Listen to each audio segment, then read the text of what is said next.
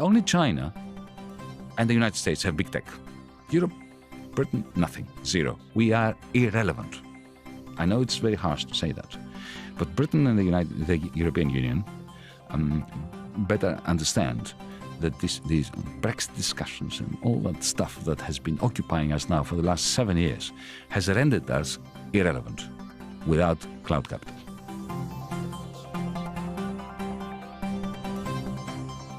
Hello and welcome to Ways to Change the World. I'm Krishnan Gurumurthy, and this is the podcast in which we talk to extraordinary people about the big ideas in their lives and the events that have helped shape them.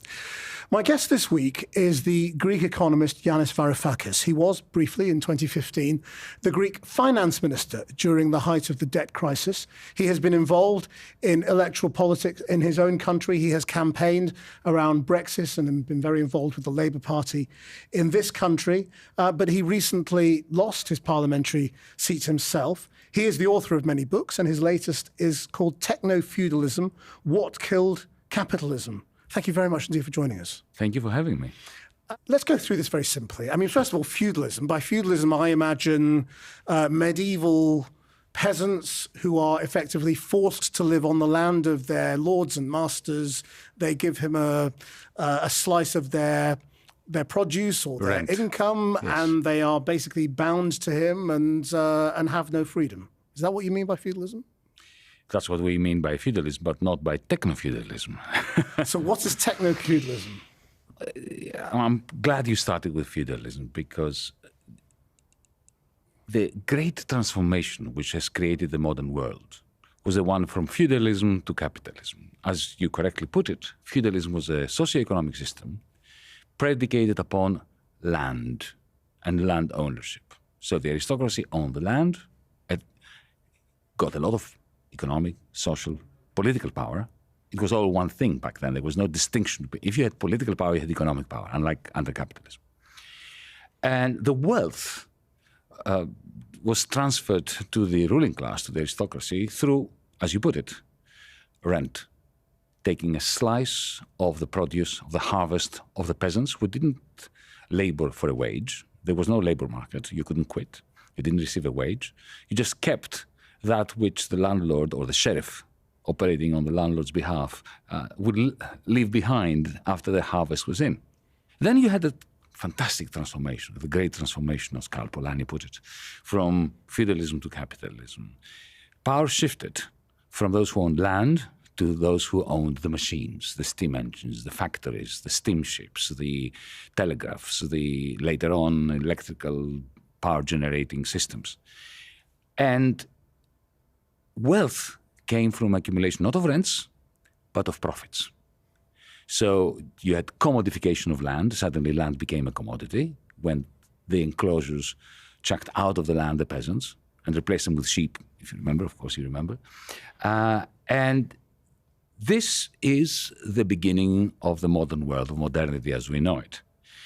Now, what am I saying with technofeudalism? I'm saying that capital triumphed so magnificently that it mutated. It created a mutant version of it, which I call cloud capital. So what is the difference between cloud capital and normal capital? Take an industrial robot. That's traditional capital. It's very snazzy, it's very technologically advanced, it moves its own, it's got electronics in it, software and all that.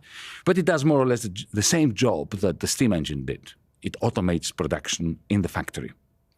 Cloud capital is this network of machines and software which allows us to talk to one another, big tech.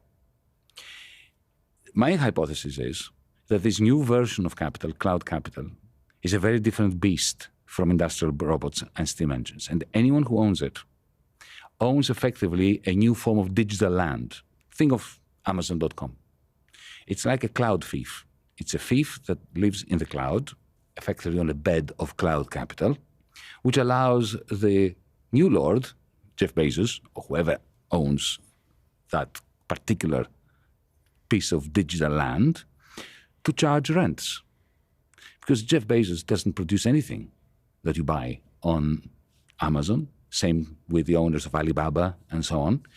What they do, however, is they charge 40%. Think about it, 40% is a gigantic rent on the price of everything that is sold to you on Amazon.com. Now, this is not a theoretical point. My point, the point I'm trying to make in the book, is that this is a great transformation, which is, if you put your mind to it, it explains the reason why we have so much anxiety in the world. We have this polycrisis. The crisis of today is nothing like the crisis of the 1970s, even the cost of living crisis. The inflation we have today bears no resemblance to the inflation that we experienced in the 1970s. You had a period of deflation, a period of inflation. You have this gigantic disconnect between the amount of money in the economy. We never had so much money as we have now, globally speaking, across the West or the whole world. And yet investment is at the lowest level in proportion to how much money there is in the economy. And I do believe the answer lies in this fantastic transformation, very violent transformation of our world from capitalism to something that I call tecnofeudalism, which is, of course, based on enormous quantities of capital, unlike the older version of feudalism that you described. So there's a lot to unpack there. So in terms of the analogy of rent and who are the serfs? Are the serfs all of us, or are they? Who is paying the rent? Is it the makers of the goods that Amazon is selling, or what? The rents themselves are paid by the capitalists. So if you're producing a bicycle or a book, and you sell it through Amazon, through Alibaba, through a myriad of such platforms, now doing amazing business in Indonesia, in Africa. It's not just a Western phenomenon, right? Of course, in China. If you are producing stuff, material goods or services or movies, you sell them through that kind of cloud feed, and you pay rent. For the very first time in the history of humanity, capital is being produced or reproduced by people who are not being paid as wage laborers. So every time you post a review on Amazon, you walk around London or drive around London with your phone, and the phone is pinging Google Maps where you are. Producing data. So Google Maps becomes more valuable because it can predict congestion. So you are contributing to the capital of these large conglomerates without being a paid laborer. I call that a cloud serf. Now, interestingly, when I was researching this book, I discovered that on average, conglomerates of the old capitalist type pay about 80 to 85% of their revenues to workers. Facebook pays 1%. Why?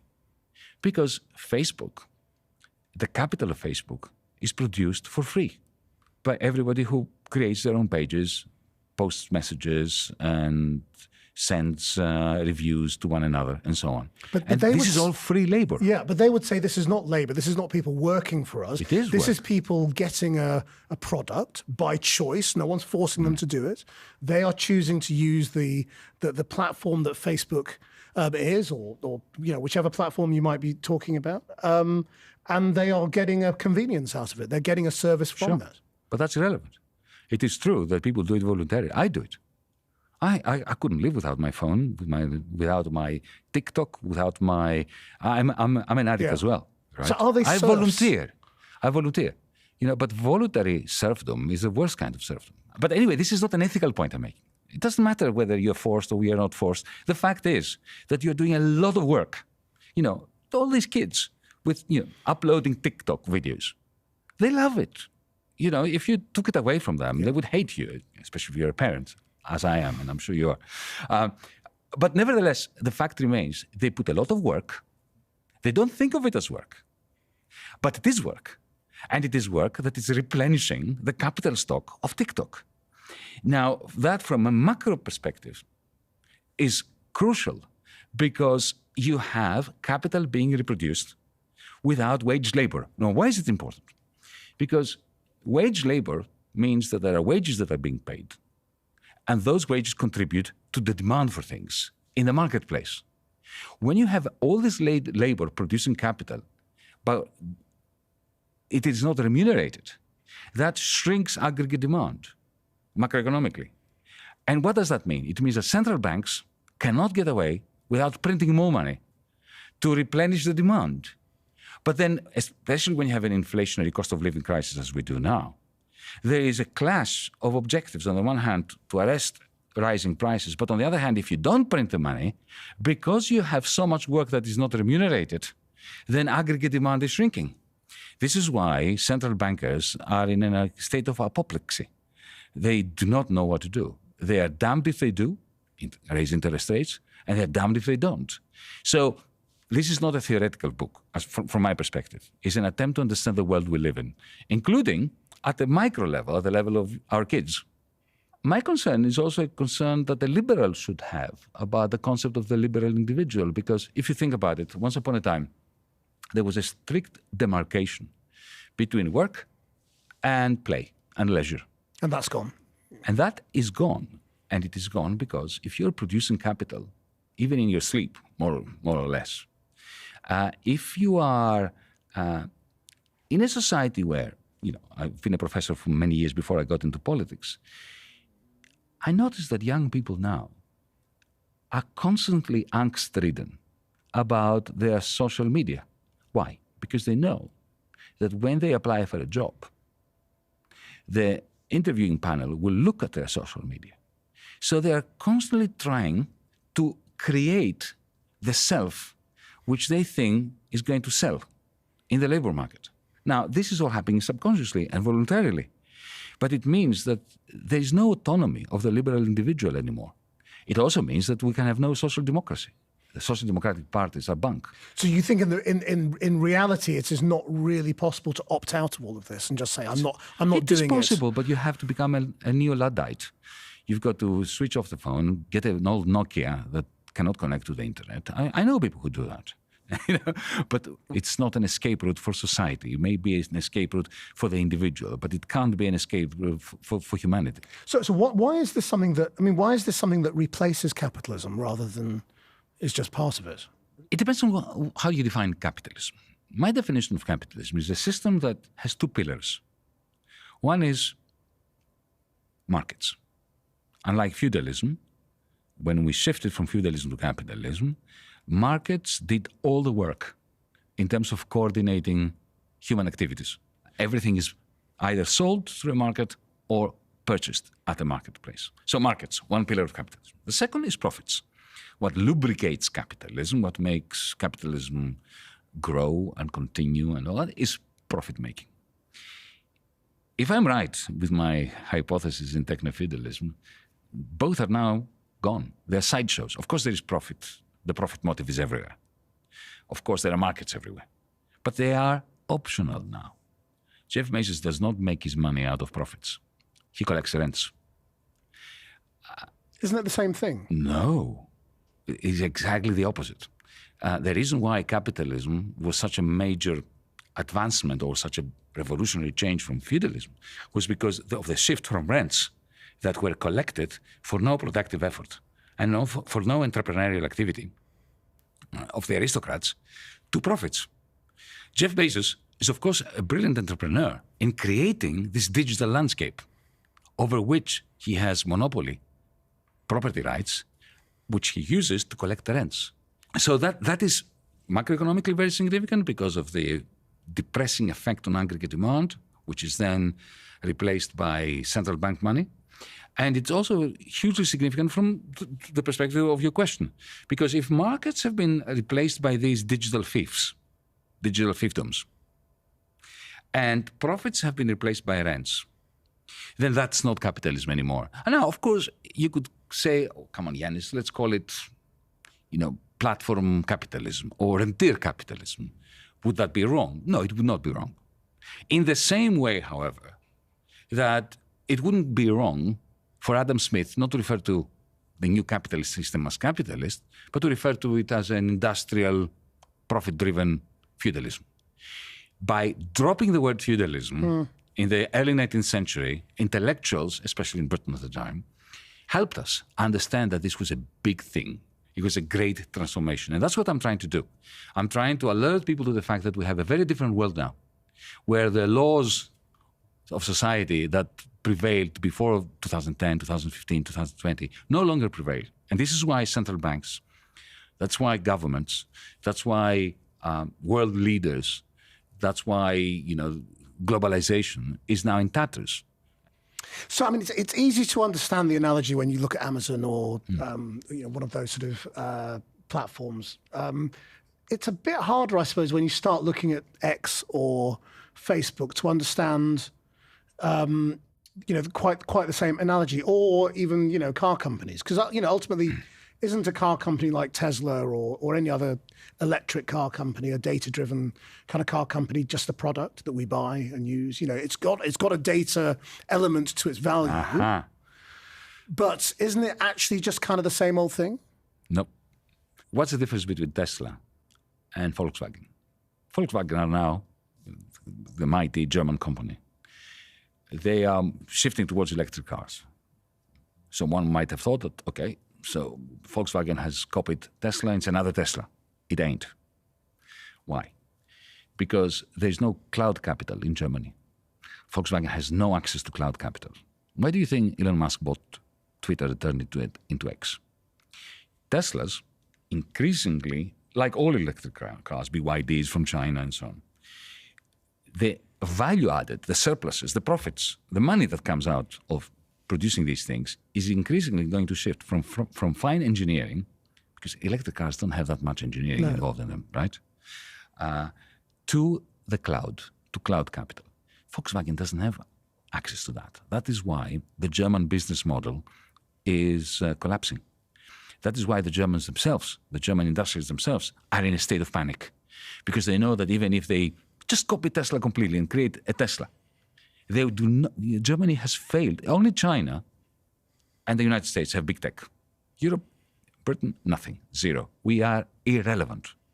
I know it's very harsh to say that, but Britain and the European Union better understand that these Brexit discussions and all that stuff that has been occupying us now for the last 7 years has rendered us irrelevant without cloud capital.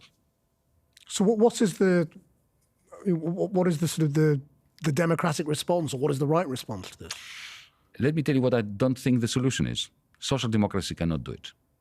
So a social democratic solution is bank. We need to socialize cloud capital. Cloud capital must be socialized. In other words, it must belong to the people who actually produce it. And Jeff Bezos is not the one who's producing it. How? Let me give you a couple of examples, because this is a very, very long conversation in itself. Imagine that we changed corporate law such that every employee gets one share the moment they are employed. Shares cannot be traded, and they cannot be leased. So in the same way that you have one vote during an election, political election, whether it's local government or national government or European Parliament election, you cannot trade it, you cannot lease it. Like a student card when you enter university. You get it courtesy of being a worker, an employee. So the value doesn't go up or down because it can't be traded? It can't be traded, but it gives you a vote. And you can vote on any number of it, like you are a member, an equal member of the shareholders' communion. Imagine how that would change the world. A real overnight. Shareholder democracy. It's a real shareholder, right. Exactly. So democracy is extended to the corporation. It doesn't mean that the state has taken over the companies. It's a completely market-based system still, except you drop two markets. The two really problematic markets under capitalism and now tecnofeudalism. The share market, because you can't buy and sell shares, so it goes. You don't even need to buy it. It simply shrivels and dies. And secondly, the labor market. Because suddenly there's no difference between being a worker and being an owner. So there's no difference between profit and wages. So I worked for a company like that in Washington State in the United States 10 years ago. It was fascinating to watch it work. A very successful company comprising 350 employees with $1.2 billion turnover a year. So it's not this. I'm not talking about some kind of Robert Owen commune in the 19th century Victorian era. Well, I mean, suppose let's sort of jump all the steps that it would require to get you there, whether it was a revolution or whatever it might be that might get you there. Do you honestly think that most people would want to take those sorts of decisions around the companies that they work for. Yes, absolutely. People love to feel that they have the right. Because most business decisions are quite complex. You know, they're not sure. sort of... But you see, that's why that experience of mine, that company, was important, because it wasn't compulsory to participate in every vote. I mean, it would have been very inefficient if everybody voted on everything. Because, you know, there are some things you don't know much about and some other things you don't care about. So why should you vote on those? But the way we were doing it was that, you know, you had the right to vote. There was a social contract, an implicit convention, a kind, you know, of ethical standard amongst us, that you would only vote for things that you put some work into becoming informed about. You had permanent access to intranet meetings when, for instance, you know, I wanted to employ a graphic designer. So in the context of this horizontal decision-making, I put out a message to colleagues and said, you know, who thinks we should employ another graphic designer, an extra one, and who wants to form a search committee with me? And 3 or 4 people did.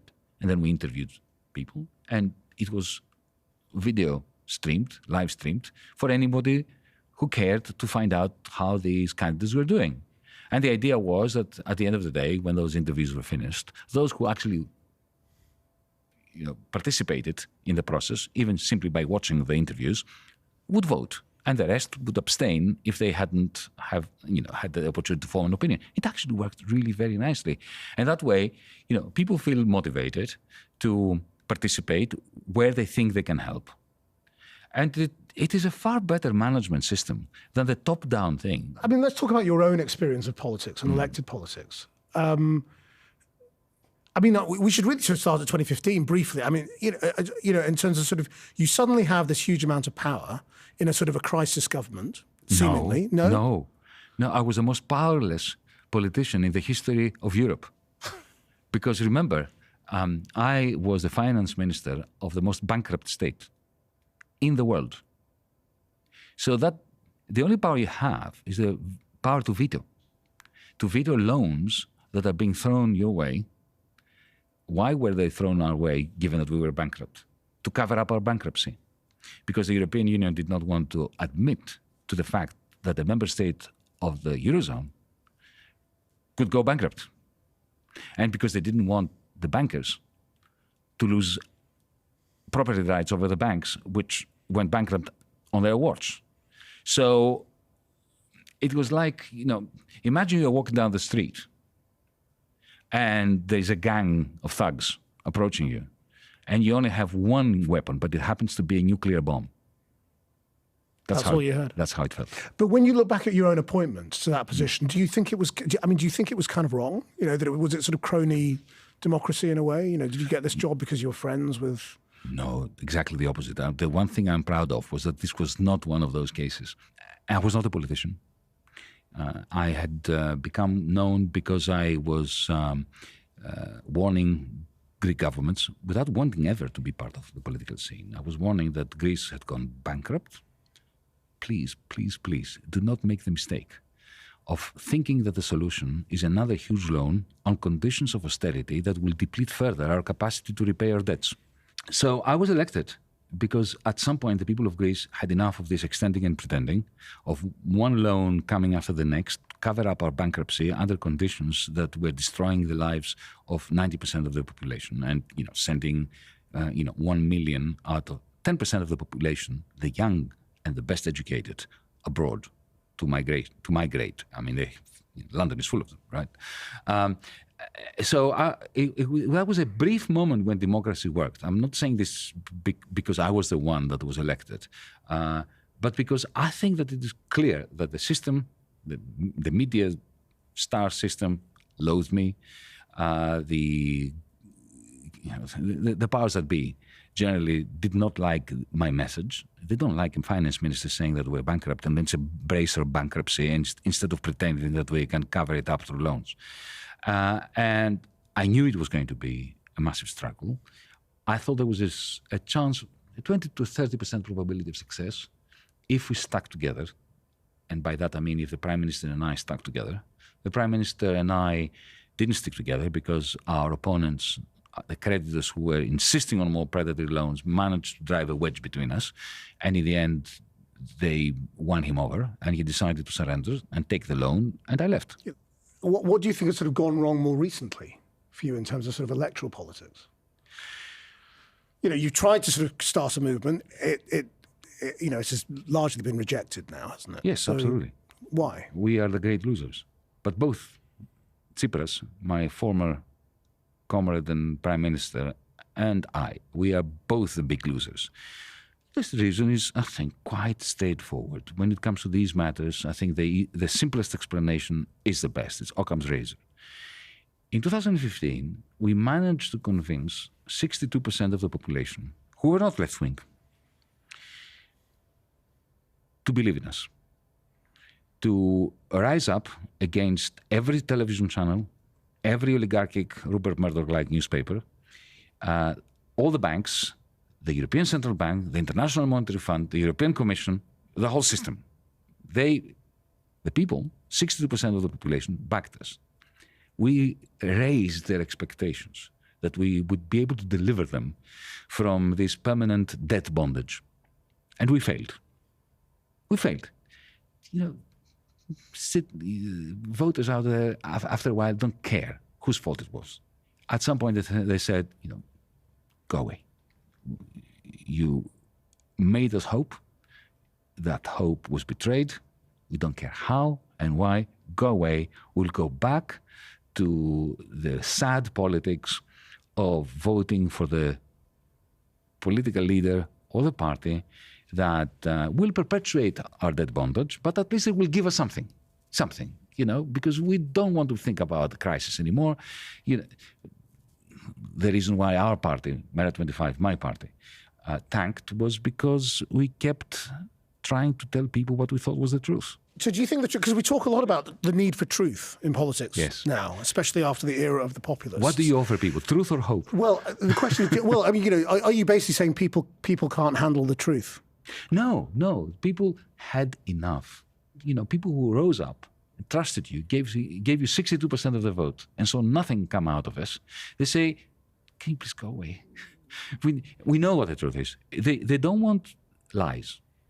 They just don't want to hear from you, especially after you've been spat out by the system, to keep telling them things which they know to be true, which are painful, but which do not lead to the answer, so what do we do tomorrow?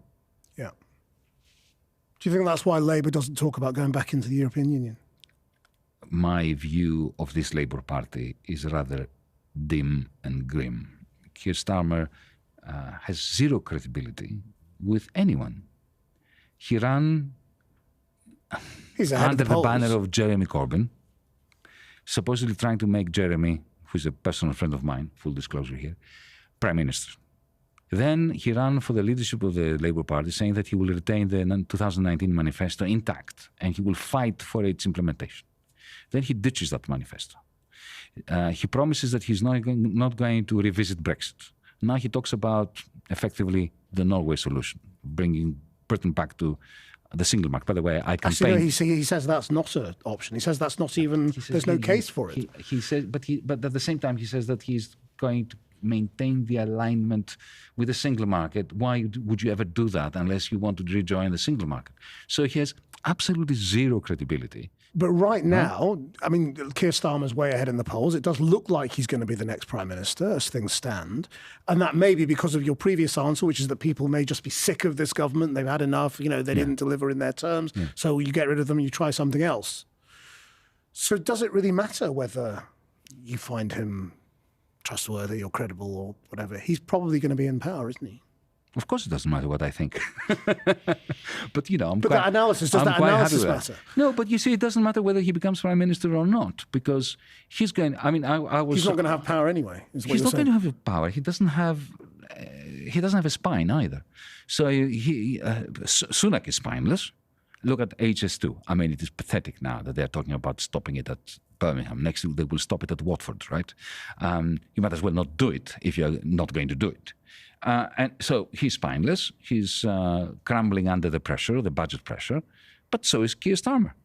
If you can't come up with credible policies that you will stick to unless something cataclysmic takes place, then it really doesn't matter whether Sunak or Keir Starmer is in power. This is the greatest defeat of democracy. It doesn't matter whether Sunak or Starmer is in power. Because they're not in power anyway, they're in government. So let's come back to technofeudalism then. I mean, you've cited some examples of AI as very exciting. So what does AI do to technofeudalism? Does it sort of eat it?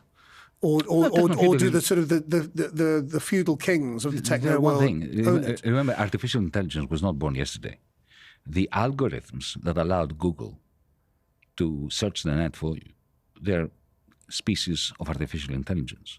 Now what we have is these large language models which take AI to a higher level. But cloud capital is based on artificial intelligence. So it's one thing, it's not something else, which is part of technofeudalism. It's simply turbocharging technofeudalism.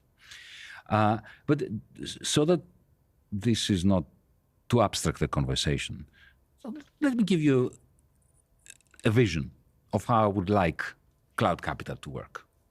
Imagine you wanted to hail a cab or to go somewhere in London, right? Now you have to use Uber or Lyft or one of those companies, which essentially uses you as a cloud serf because it uses your data, and then it exploits proletarian labor who are driving for a pittance. Now imagine if you owned your own digital identity, which you don't at the moment. At the moment, on the internet, you need either your bank or Google, who use your credit card in order to state to the rest of the internet users that you are who you say you are. But if you owned your digital identity, this was offered to you by the state. The state gave you a digital ID, which identified you in the digital world, in cyberspace, and you were going to stand outside Channel 4 and you say, look, I want to go to Fulham Broadway. Who wants to bid for it? And you had countless different outfits, all cops, working with their own AI bots, even public transport. You get a message saying, you idiot, the tube is next door. It's faster for you to use it. And you choose, which outfit will take you to Fulham Broadway. That is very similar to what we're doing now, but it is a world apart from an economic point of view, from an ethical point of view, from a sociological point of view to what we have. If you could change the world then, in any way, how would you change it? I think that two things are absolutely crucial. One is to democratize the workplace in the way that we discussed before. One person, one share, one vote. And the second is for our central bank, the Bank of England in this country, to provide everyone with a free digital account and a PIN number, and then let Barclays and Lloyds find reasons to exist by offering you services other than the payment system. These two moves would really revolutionize the world we live in. They sound like relatively small moves, but the world we live in would not look the same if they were made. Yanis Varoufakis, thank you very much indeed for your time. Well, thank you.